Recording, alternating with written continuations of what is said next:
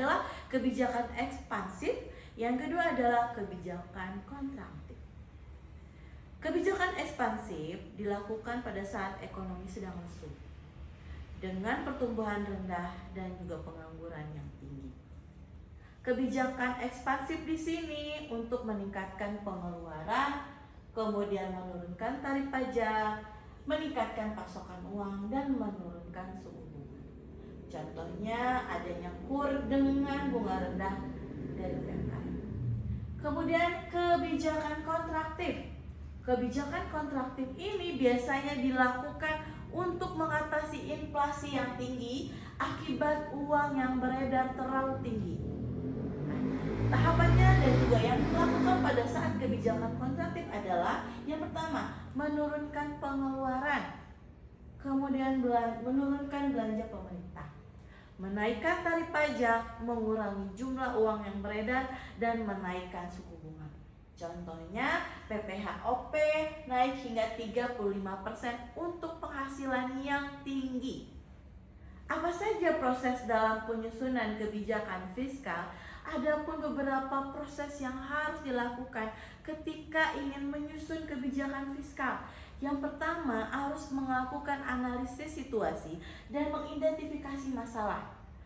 Kita harus mengumpulkan dulu data dan menganalisis kondisi perekonomian untuk mengidentifikasi masalah. Yang kedua, kita melakukan perumusan tujuan kebijakan. Setelah kita lakukan analisis situasi dan identifikasi masalah, melanjutkan perumusan tindakan kebijakan. Kita rumuskan tujuan yang jelas dan struktur yang setara dengan prioritas pembangunan nasional. Yang ketiga adalah penentuan instrumen kebijakan. Penentuan instrumen kebijakan ini memilih instrumen seperti bagaimana dengan perubahan tarif pajak, kemudian peningkatan dan pengurangan belanja, serta pengelolaan utang. Dan yang ketiga dalam penyusunan kebijakan fiskal adalah yang keempat adalah estimasi dampak kebijakan.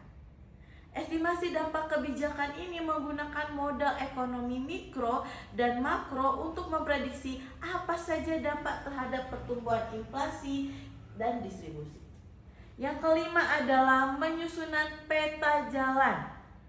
Membuat peta jalan yang terperinci dengan langkah konkret dan jadwal pelaksanaan dan indikator keberhasilan.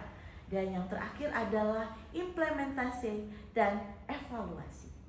Di sini adalah kita harus mengimplementasikan kebijakan dengan koordinasi dengan kementerian atau lembaga dan melakukan edukasi berkala. Selanjutnya